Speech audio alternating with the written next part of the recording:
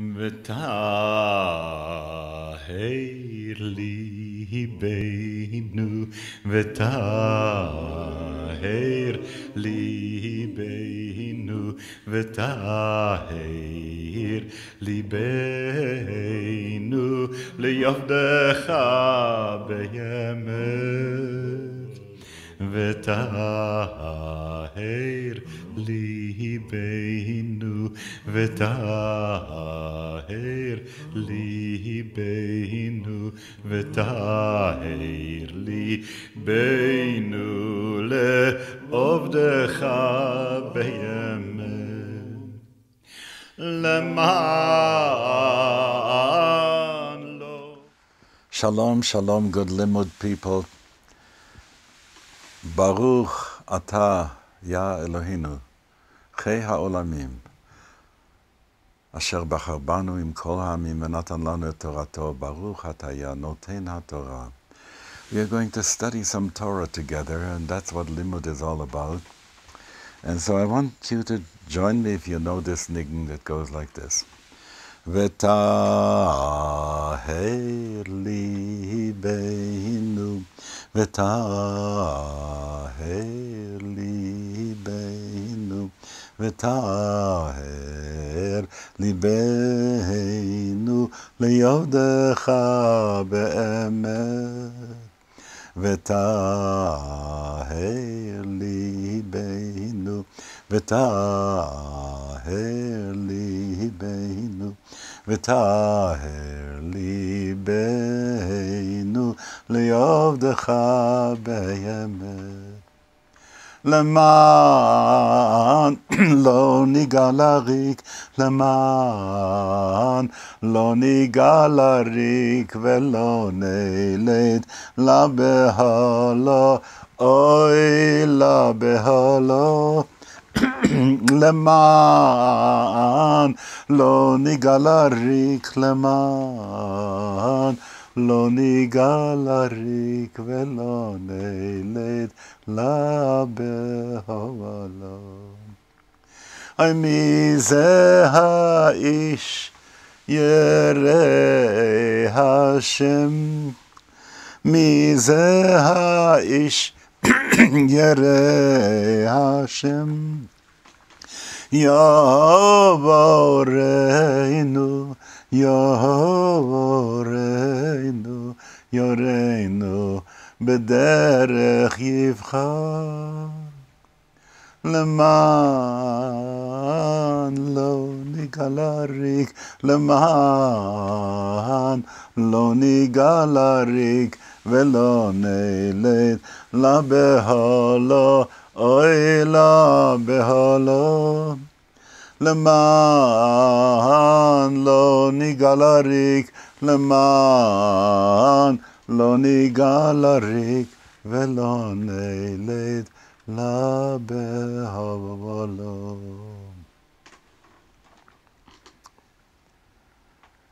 Purify our hearts so we serve you sincerely, in order that all our investment of energy should not go for nothing, and that we not succumb to be constantly upset and tumult. Show us, teach us the way so that our lives will have meaning. My job with you is to tell you today a little bit about the core teachings of Jewish Renewal. And nothing will make sense if you don't understand the notions of paradigm shift. The notions of paradigm shift are essential, so let me spell that one out. When you open up the Chumash and you read about Avraham, the Avot, the tribes, Exodus, the giving of the Torah at Sinai, the worldview in which this was located is what's called a reality map. In that reality map, God creates the world in 6 days and rests on Shabbos. In that reality map, God comes down to Mount Sinai. In that reality map, God goes walking in the Garden of Eden. In that reality map, God says, let me go down and check out what they're doing at the Tower of Babel, or let's see whether the outcry that reaches me from Sodom and Gomorrah. And so you have a notion of a God who moves in space, as it were, but is very powerful. By the time we get to the destruction of the first temple, a great shift is happening, the whole world. In Greece you have Socrates, Plato, and Aristotle. In the Holy Land you have Yeshayahu, Yirmiyahu, and Yechezkel. You have Zarathustra in Iran, you have Buddha and Mahavira in India, you have Lao Tzu and Confucius in China. Can you imagine what all these beings saw? It was a time that there was another shift happening for them, and people call it the axial age, meaning that there was some turning going on at that time. And after that, Judaism returning from Babylon with a different script for Hebrew, with names for the months excuse me, that came from Babylonia. Then the story of Mordechai and Esther, Marduk, Ishtar, a whole new thing comes in, the men of the great gathering, and the way in which Mishnah gets created. And now we have another world view, which says that Hamakom, Hu Mekomo Shel Olam Vein Ha'olam Mekomo. He is the place in which, God is the place in which the universe takes place. It is not that the universe is the place in which He is. That shift is a shift from deism to theism, and it's most noticeable in the translations that Onkelos does and the other Targumim, who don't want to say God came down on Mount Sinai. They would say God revealed Himself on Mount Sinai, meaning God was there all along. And with that, when the destruction of the Second Temple happened, a whole new sacred technology had to be created. We no longer had sacrifices to offer, so we had to go ahead and create tefillah. As the prophet has said, we shall pay for the bullocks, we shall pay for the bullocks with our lips. From this you get the word lip service, and it's not mere lip service.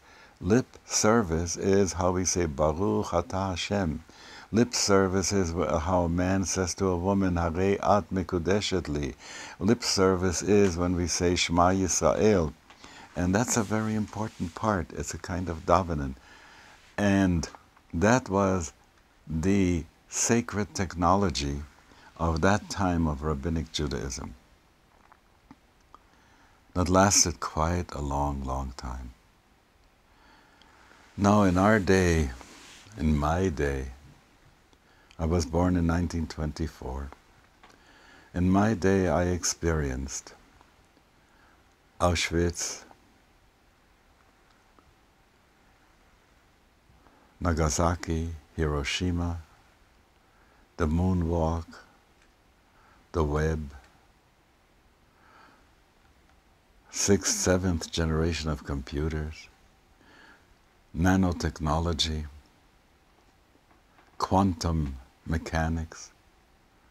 And if one were to ask, so how do you look at reality today? What's the reality map that you have today?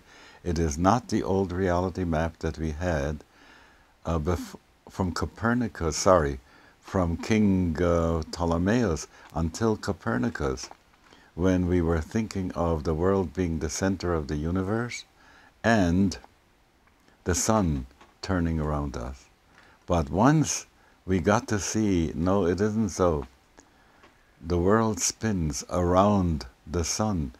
A shift had taken place, a fantastic shift. It gave us different mathematics, different science and everything. So, can you understand how hard it is to say now, today, when we know fossil age and atomic ways of finding out the age of when something lived on the planet, to go back to the 6 days of creation.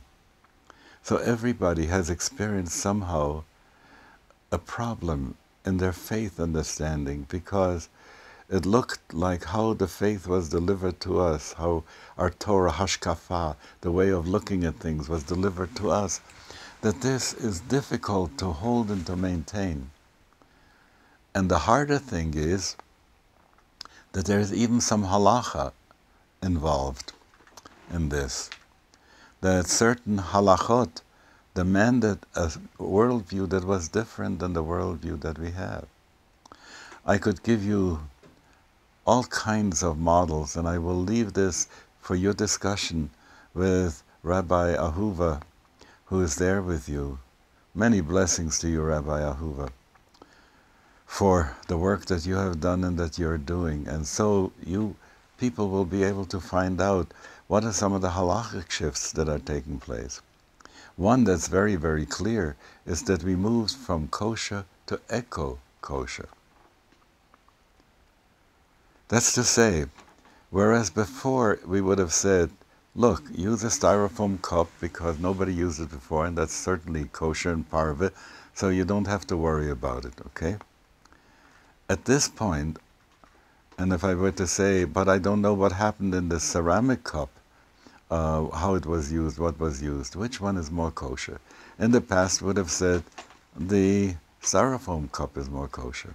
But from an eco-kosher point of view, you would then go back to the other, because anything that injures our planet is a deep bal tashchit that's very, very difficult to deal with. So halacha has to be augmented to eco-kosher. Used to be that many of the lomdim, the rabbonim, the yeshiva students would smoke cigarettes. Are cigarettes kosher? Well, from the old kind of kosher, you'd have trouble to say something about it, because it doesn't have anything in there that comes from chazer or from something else. But bio-kosher it isn't. And so when you start asking questions about certain kind of sugar substitutes, are they bio-kosher? What do they do to the body? So these are the important questions that the new paradigm has brought up for halacha. Another question that comes up is, do you count women for a minyan or not? One of the reasons why in the past we didn't count women for a minyan, because it was not kavod hatzibur. It is not good, it is not honorable for the congregation to count women. But that is in a homosocial society. We now don't live in a homosocial society. Look, the same person who insists on sitting on one side of the mechitza is also in the office working with his secretary and with other people who are there in the office. We are no longer in a homosocial society. And what else is important? That women bring a point of view that has been neglected. Halacha that will have the input of women will look differently. There are many women today who have not yet received a divorce from their husbands because halacha does not give him, at this point, a way to deal with this.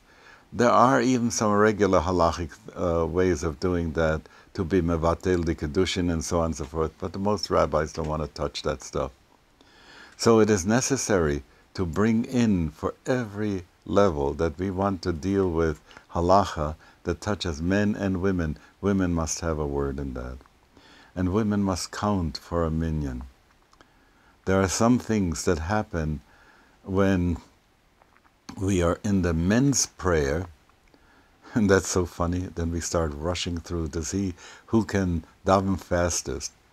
It's like the guy who plays the violin in the orchestra and he finishes before the rest of the musicians. That's a pretty silly thing. The sense that we have of spaciousness, tov me'at bechavana milahar bot shelo bechavana, it's good to do a little bit but with great intention than to do a lot without. That's the kind of thing that really is like the judgment of women in this. So that's necessary. The other thing that is really, really necessary is that we have a different understanding of who Goyim are. We have, despite the fact of what is written in most of the books that were printed in Europe, that whenever the word Goy is being used, it means only the ancient nations who were idolaters. But that was not the way in which the people in the Ukraine or in Russia dealt with the idea of Goy. Should there not be a difference when you look at a Christian who believes in God and who honors Torah and Nevi'im and Ketuvim, or a Muslim who believes in the one God and who will say that he follows Ibrahim and Musa and so on? So we need to have another category for those Abrahamic religion. We need a category that we now, there are more and more people who fit into this category. Many people want to convert to Judaism, and they really don't need to convert. We need to revive the way in which we had a notion of ger toshav, someone who is an affiliate to Jews. Gene Houston likes to talk about those people and call them psycho-Semitic souls. It's a nice pun, psycho-Semitic souls. You may have met many of them. Look how words have crept into the vocabulary like maven and so on and so forth. The dirty, a lot of dirty words too that come from Yiddish that non-Jews are using in the same way. Now, there is a sense that goes with bagel and lox. And that sense is that some of these people want to warm themselves with us in our prayer and in our celebrations, but they don't need to convert completely. So these things have to be revived again. And then, what I find very difficult, and for which Jewish Renewal made some great, great headways, is that people think that davening is recital. It's not just reciting the words that are on in the prayer book. First of all, they have to take on meaning. I've translated much of Psalms and a weekday prayer book, which you can get from Aleph, into a vernacular that is not vouchsafe and bestow, but that makes your heart feel something. It's very important that you should feel something. Now, many people are getting very confused about the notion of prayer. Is there really a God? Is God, how do we look at God now? I was talking about paradigm shift going from the notion of the deistic God who moves around in the universe to the theistic God who embraces the universe. And what is it now? Now it is a pantheistic notion. And it's based very much on something we say in davening. Ein aroch lecha Adonai Eloheinu b'olam hazeh. There's no commensurability with you, God, in this world. God and the universe is so different. That's one level of understanding, and that was the time of the deism. Then, Ein zulatcha malkeinu lecha elam haba. In Olam Haba we learned that nothing can exist without you, that just as the soul fills the body, the rabbi said, so does God fill the world. We call it in Hasidus memale kol almin, filling the universe. That is so profound, so wonderful and amazing. But now we are in a place that's called Efes biltecha go'alinu limot HaMashiach. Nothing else exists but God. I see you, you see me, but who am I? I am God playing Zalman, and you are God playing you. We wouldn't exist if it were not from the divine will that we should be here. My pulse wouldn't work, my heart wouldn't beat, my synapses wouldn't work if it were not for God supporting it all, being it all. And that pantheistic notion is what has to go into our understanding of Yiddishkeit. And so each generation has to bring up the teaching, the Torah from the past, and make it compatible to the reality maps that they have in the present. So when we talk about God as creator, this God who is the creator, I can't change him. He has done it. You know, the world is as it is. I can't impress on God, I can't plead with God, I can't cajole God. God is the one who even makes poison gas work.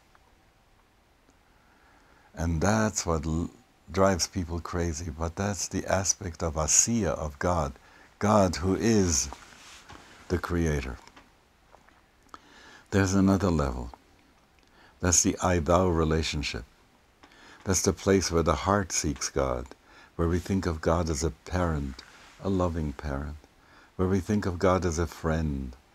And we used to use these words, Avinu, Malkeinu, and so on, Baruch Atah. When I say Atah, I'm speaking to that aspect of God, which is the divine of Yetzirah, of the world of affect and emotions.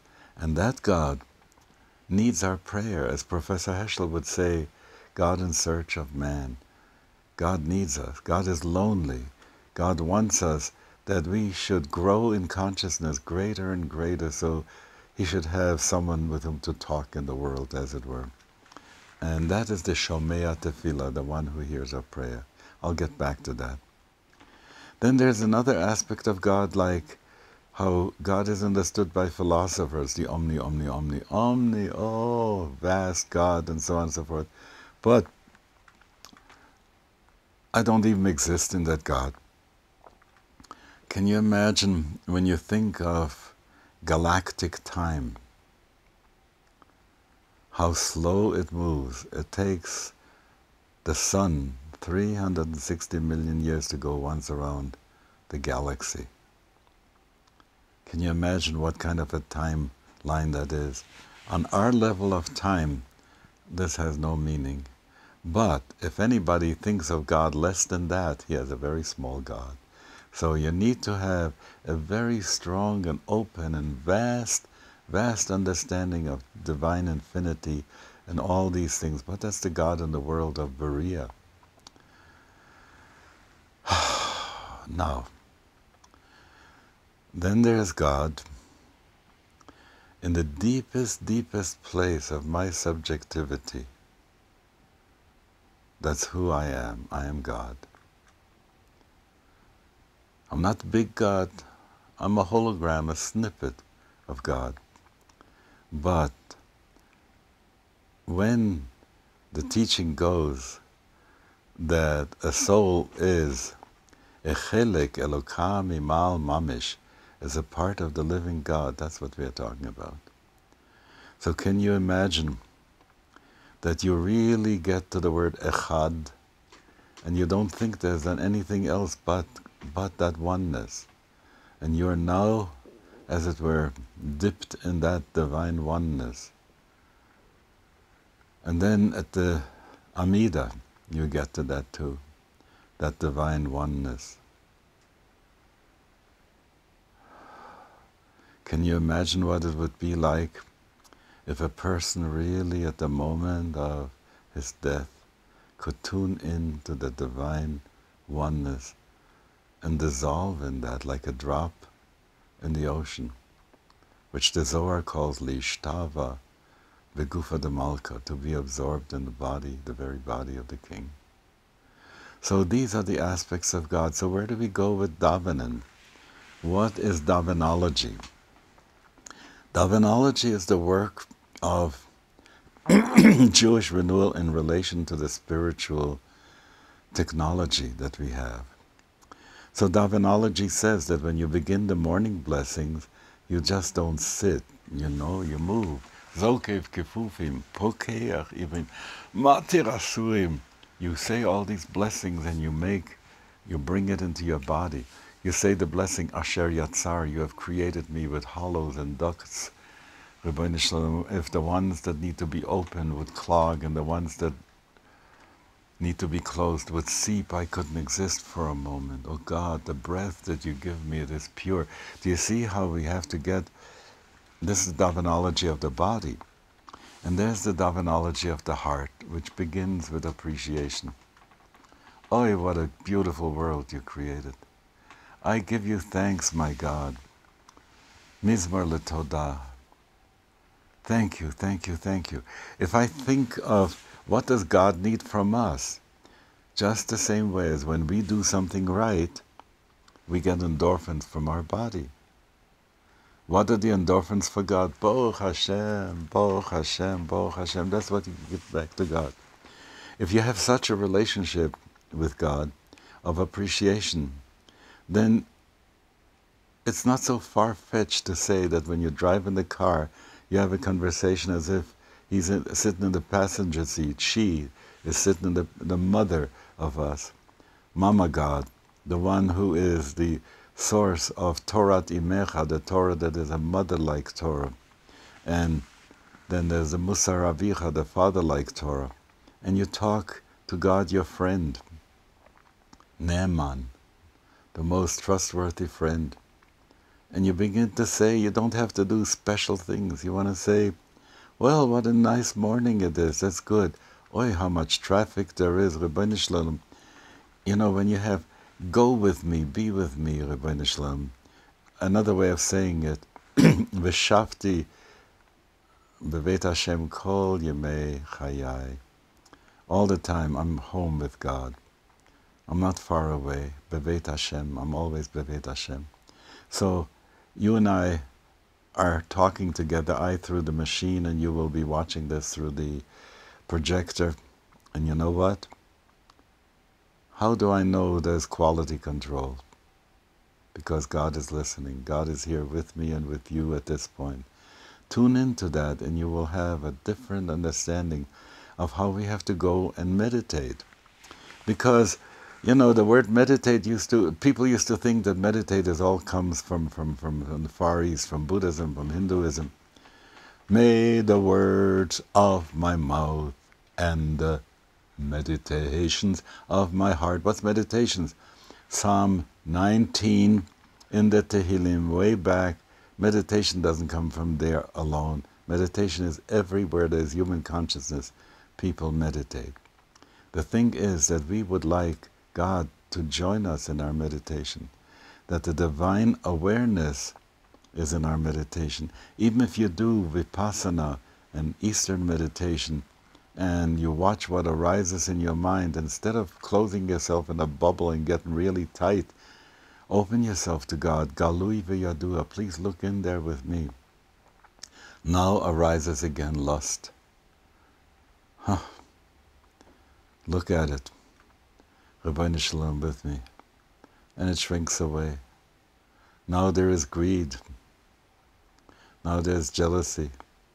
So all these things that are arising, I'm not the only one who's aware of that. I want God to be aware of it with me at this point. Then meditation moves so quickly into davening, and davening into meditation. When you say some of the words like on Shabbos morning, Nishmat Kol Chai, Tevarich et Shimcha Ya Eloheinu, everything that breathes praises your name, Yah, our God. And then you stop for a while. That's so important not to rush on, to stop. We had a wonderful holy teacher, and Rebbe Huva will tell you more about the Holy Piasetzner Rebbe and his way of hashkata, quieting the mind and being just Shiviti Hashem lenegdi tamid, to be in the divine presence and to experience that. That's part of Davanology. So some of that we can do when we have a minyan. Sometimes we don't have a minyan. We only have a few people. But you know what? One of the important things that we have been teaching is socialized meditation. It's not only what's happening in your own consciousness, your own mind, but it's in the sharing and spiritual intimacy with people. So imagine you read a paragraph and your friend who sits next to you, not opposite to you, but right next to you at your side, closes her eyes and does the video on what you are doing the audio for. And then you switch around. And then the feeling that you get is that you will love each other a lot more when you do this together, and that in spiritual intimacy you will experience a lot more than when you sit just by yourself.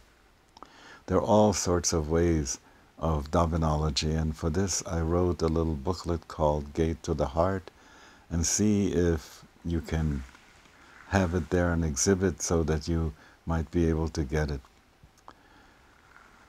I've created some other resources for people to be able to help them with davening. One is a CD that has Hebrew for one ear and English for the other ear. It sounds strange, but when the left hemisphere gets the English and the right hemisphere gets the Hebrew, another kind of davening takes over with you, and then you can join into it. So we have all kinds of resources. It's good to learn nigunim, because if you sing some of those melodies before you go into davening, you know, many people think that you need only verbal prayer, but every time you sing a nigun and you go to a higher point in the nigun, and it doesn't have to be a fancy nigun, join me for a moment. I'm going to take the melody of Hava Nagila, but slow, very slow. Yai dai dai dai dai, hai dai dai dai dai, hai dai, yai dai dai, yai di da da dai, hai dai, hai da dai, yai dai, da da da dai, yai dai. Dari dai dai ra da da ram, ya da dai di da da dai, ya da dai di da da dai, hai dai da da dai dai, hai di da da dai, hai dai dai da dai dam, ha da dai dai da da dam. I die da da da die, I did da da dum. I da da die, da da die, da da die, da da die. I plead with you, Ribbon Shalom, be with me. In my life it would be so good to know you with me. Ay, ay, ay, ay, ay, ay, ay, ay. Halavai, may it be so. Ay, ya, da, da, da, da. So you see what I mean? A nigun is a prayer in itself if you know the right kind of nigunim. And I'm not talking about yeshiva rock right now. So all this is really important.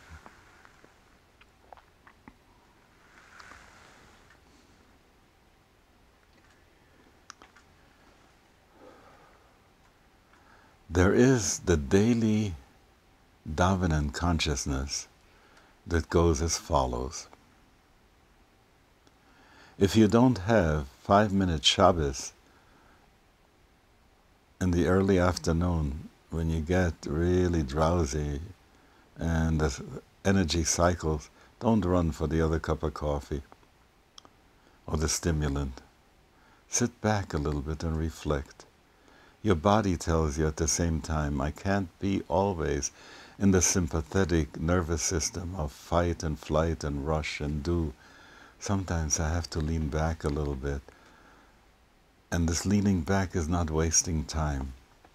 It is coming again to that source. For with thee is the source of life, and thy light do we see light. Ki imcha mikor chaim be'orcha nira or. That's so important to be able to do that for a little while. when you are getting a little bit tired. It is important to make a broche over everything that you do, you eat. It is important to remember what the mezuzah is trying to say. You're going from one realm of life into another realm of life. Could you imagine if a person would come home from work and really touch the mezuzah? I'm not talking about kissing. Kissing is wonderful, yes. But touching the mezuzah and saying, what do you teach me? And the mezuzah says, it's Tuesday evening, but do you know what? It's really Wednesday, the beginning of Wednesday. Leave Tuesday behind. Meet your mishpacha. You're moving from the weekday stuff, from the work stuff, into the home stuff. That's what the mezuzah helps you with transitions. You go out in the morning, the mezuzah helps you in transitions. You're no longer at home, now you're going to be driving. You have to be up and your vigilance has to be there. You have to pay attention to everything. Do you see what I'm saying? These mitzvahs that we have, like tefillin, to bring our action and our heart into the service of God, and like a talis to wrap ourselves in, and our thoughts to be governed by the tefillin sheberosh. There's a wonderful story about a Rebbe who was being arrested, and he came out to the people who arrested him with his tefillin, and the people just were afraid of him. So the Hasidim asked Reb Shneur Zalman, how come that they fell back? And he says, because it is written that the people and nations of the world will see the name of God on you, and they will be in respect for you. So they said, but why is it that we also had tefillin and they didn't get so excited over them? He says, because you only had the tefillin on the head. But when the Gemara says, Elo tefillin sheberosh, those are the tefillin that are in the head. So if you put them on in the morning and you can keep them in the head for the rest of the day, what a wonderful thing that would be. So these are the things I want to tell you about renewal. We live in a new paradigm. Our davening is not so much how many words you will recite, but how much energy and consciousness do you put in, and how much time do you spend? If you were to ask yourself, how old are you? You would give me your chronological age. And if I were to ask you, how old are you emotionally? We don't quite live up to our chronological age. Mentally we might, but not emotionally. If I were to ask spiritually, how old are you? Do you think you could get a whole year together? All the time that you spend doing your spiritual work. So these are the things I want to leave with you. And Jewish renewal is not a denomination. It permeates all kinds of denominations. Wherever people are serious about being Jews as part of the planetary wholeness and want to serve God, that's where Jewish renewal is active. I give you all kinds of brachas. Bless you. Kol tov. Galarik leman lo nigalarik velo nelet la behala oy la behala leman lo nigalarik leman lo nigalarik velo nelet la behala. Mi ze ha'ish yerei Hashem, mi ze ha'ish yerei Hashem, Yahweh Rebbeinu, Yahweh